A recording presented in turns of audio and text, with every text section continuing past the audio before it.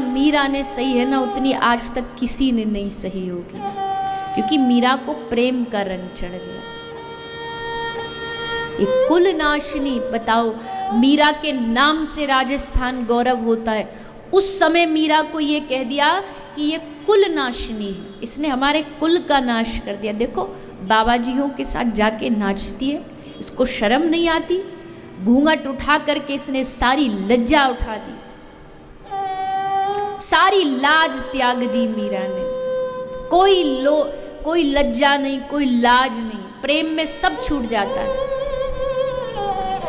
पिछले जन्म में मीरा ने बहुत लाज रख ली, इस जन्म में नहीं रखने में। मीरा का पिछला जन्म पता है आपको? नहीं पता? किस किस को नहीं पता बताना? ज्यादातर को नहीं पता। चलो थोड़ा सुन लो। ब्रज में भगवान श्री कृष्ण का गांव कौन सा है? कहाँ रहते थे ठाकुर जी? नंद बाबा का गांव। गोकुल में तो जन्म हुआ, उसके बाद फिर चले गए नंदगांव। आज भी आप जाएंगे तो नंदगांव में भगवान कृष्ण का मंदिर। ठाकुर जी का गांव नंदगांव और राधा रानी का बरसाना। तो बरसाने में एक गोपी रहती थी, एक लाली रहती थी छोटी सी। वह लाली को नाम हो माधवी। ब्रजभाषा सुनोगे? लाली को का नाम हो? माधवी। हमारे ब्रज में जो लड़की होती कन्या, उसको या तो लाली कहते या छोरी कहते, तो वह लाली को नाम माधवी हो। अब आज जमाने में कहा कि छोटे छोटे जो बालक होवे उनको ब्याह कर दे। फिर बाद में होता था गौना, जब वो बड़े हो जाते। तो माधवी का ब्याह हो गया नंदगांव के चंदू नाम के ग्वाला से। अब छोटी सी माधवी धीरे धीरे धीरे धीरे बड़ी हुई। अब उसका गौना होने वाला है, अब वो ससुराल जाने वाली है। तो माधवी की जो माँ है वो माधवी को ससुराल जाने के लिए तैयार कर रही है। जैसे करती है ना माँ, सिखाती है बेटी को ऐसे सम्मान करना, सास का ये करना, वो बनाना, ये खिलाना पिलाना। तो वो उसको तैयार करी, और तैयारी में सबसे मुख्य बात माधवी को क्या सिखा रही है? बेटी देख, तू जा रही है नंदगांव। उस नंदगांव में एक बहुत बड़ा जादूगर रहता है। वह एक बहुत बड़ा जादूगर रहता है। और माधवी लाली, मैंने सुनी है इतनो तगड़ो जादूगर है कि आंख से ही सबको वश में कर लेता है। सबको अपनी आंखों से देखता है और बस फिर सब उसके इशारों पर नाचने लगते हैं। और सुन एक और मुख्य बात, जैसे जादूगर के पास एक छड़ी होती है, उसके पास भी एक छड़ी है। कौन सी छड़ी? बांसुरी। ये हुआ जादूगर की छड़ी, यंत्र है उस जादूगर का सबको वश में करने का। जब किसी को वश में करना होता तो क्या करता है? कदम पे खड़े होकर के बांसुरी बजाता है, और जिसके कान में बांसुरी गई समझो वो काम से गया। बड़ी खतरनाक बांसुरी बजाता है, बड़ी खतरनाक। तो मैया मैं क्या करूं? कभी बांसुरी उसकी बजी और मेरे कान में आ गई तो मैया बोली, ले ये रुई ले जा, रुई ले जा। जब जब तुझे लगे कि बांसुरी बजा, कान में एकदम भर के कान बंद कर ले, सुन मत लेना गलती से भी, नहीं तो तेरा बसा बसाया घर उजड़ जाएगा।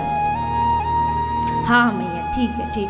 कहीं तो को राग गली गैल गिरारे में कहीं ठाड़ो मिल जाए, वो टेढ़ो ऐसो ही करे। जब भी पानी भरने वो पी जावे, जब भी तो वहीं ठाड़ो मिले रास्ता में, तो जब भी कहीं मिल जाए देख के तुरंत वापस यू टर्न। वह गली जानो नहीं जाऊं टेढ़ो ठाड़ो मिले, वो तुरंत वापस आ जाइए। हाँ मैया ठीक कह रही हो।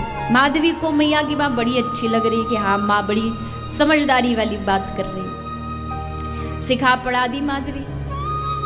अब अगले दिन माधवी का ससुराल जाने का समय आया। चंदू वहां से बैलगाड़ी में अपनी बहू लेने आ रहा था। तो जैसे वो आ रहा था तो ठाकुर जी मिल गए। ठाकुर जी ने कही, चोरे लाला कहाँ जा रहे हो? बड़ो सज धज के तैयार है के, बड़ो बढ़िया तेल वेल लगा के। तो चंदू शर्मा के बोलो, लाला ससुराल जा रहे हैं। ठाकुर जी बोला, अच्छा बहू लेने जा रहे हो? हाँ हाँ लाला बहू लेने जा रहे। अच्छा ठीक है, पहले वाह को मोड़ो हमको ही दिखाइयो। हाँ हाँ बिल्कुल लाला, ये कोई कहवे वाली बात है, पहले तो मोड़ो तुमको ही दिखाऊंगा। तो चंदू गया, जाके बहू बिठाई बैलगाड़ी में और बैलगाड़ी आ रही है नंदगांव की ओर। और जैसे नंदगांव के बॉर्डर में बैलगाड़ी की एंट्री हुई तो वहीं नंदलाल खड़े मिल गए, सामने खड़े। तो ग्वाला ने कही, अरे लाला वाह वाह वाह, बड़े आनंद है गए, देख अब सबसे पहले अपने कन्हैया को ही अपनी बहू को मोड़ो दिखाऊंगा। और जैसे उसने कही कृष्ण कन्हैया, तो तुरंत माधवी एकदम सावधान। वही है मैया ने जिससे बचवे के तई हमते बोली सोई ठाड़ो है, तो अब क्या करूं? सो अब तक इतनो सो घूंघट कर रखो, अब इतनो लंबो घूंघट कर लियो ताकि दिखाई ना दे जाए, कहीं गलती ते भी कहीं कोने वोने में थे। ऐसे करके बैठ गए।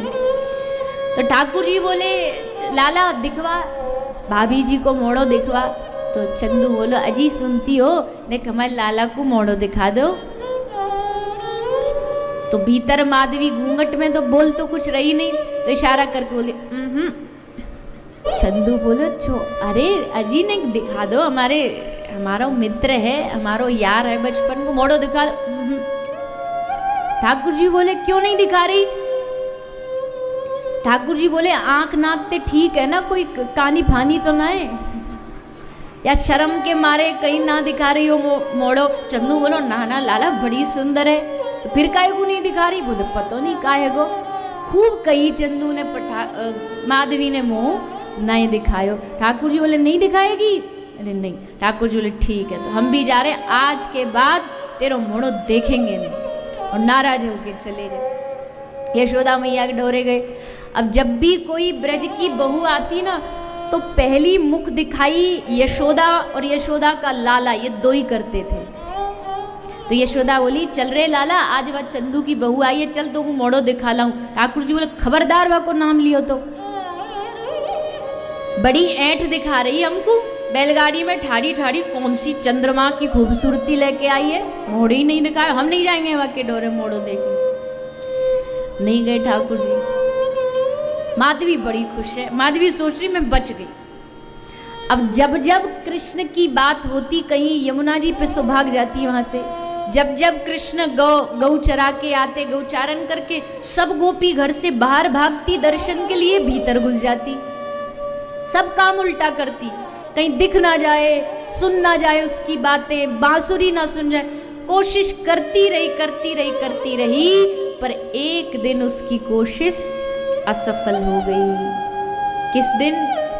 जब भगवान ने गिरिराज जी को धारण किया, ऊपर से वज्रपात हो रहा था, वर्षा इंद्र की, चारों ओर हाहाकार मचा था, सब जान बचाने यहाँ से वहां भाग रहे थे, दौड़ रहे थे। माधवी भी यहाँ से वहां भाग रही थी, कहीं बच जाऊं, छुप जाऊं। तभी भागते उसके सर का जो घूंघट है, जो पल्ला है साड़ी का, वो नीचे गिर गया। और जैसे नीचे गिरा तो माधवी को सामने एक हाथ दिखाई दिया, बड़ा प्यारा, बड़ा कोमल, इतना सुंदर, इतने सुंदर उसके नख चंद्र। देखती रह गई, ये किसका हाथ है इतना सुंदर, आहा। और आगे नजर बढ़ी, और आगे दृष्टि बढ़ी, भगवान के कंठ में पड़ी हुई उस गुंजा माला का दर्शन हुआ। आहा, क्या शोभा है इस माला की। कंठ का दर्शन हुआ, और ऊपर बढ़ी, ठाकुर जी की सुंदर सुंदर मुस्कुराहट का दर्शन हुआ, और आगे बढ़ी, ठाकुर जी के नयनों को देखा, और नयनों को देख करके बस वहीं के वहीं अटक गई। जड़, जैसे पाषाण पत्थर होता है, वैसे जड़ बन के खड़ी हो गई, पत्थर जैसे। सब सखी उसको धक्का दे रही, आगे बढ़, पर वो तो बस अब कोई होश नहीं कि बचना है, छुपना है, कुछ नहीं। वहीं बनियारे जा रही, देखे जा रही। तो एक गोपी बोली अरे बढ़ती क्यों नहीं? माधवी बोली सखी ये इतना सुंदर, इतना माधुर्य भरा ये पुरुष कौन है? अरे बावरी ये वही है। कौन? जिससे तू बचती भागती थी, ये वही कृष्ण है। जैसे माधवी ने सुना ये वही कृष्ण है, आंखों से झरझर अश्रु बहने लगे। हाय ये मेरा जीवन का कितना बड़ा दुर्भाग्य है, मैंने इतने दिन इतने सुंदर दर्शन से अपने आप को वंचित रखा। किसके लिए लोक लाज चली जाएगी, माँ क्या कहेगी, ससुराल वाले क्या कहेंगे। माधवी कहती है आज मैं अपनी सारी लोक लाज को उठा के फेंक दूंगी। जो कृष्ण और मेरे बीच में बाधा बने उस घूंघट को उठा के मैं हमेशा के लिए हटा दूंगी। वो वही माधवी अगले जन्म, अगले अवतार में, कली काल में भक्तिमती मीरा के रूप में प्रकट हुई। सब लोक लाज उतार दी, घूंघट की लाज उतार दी।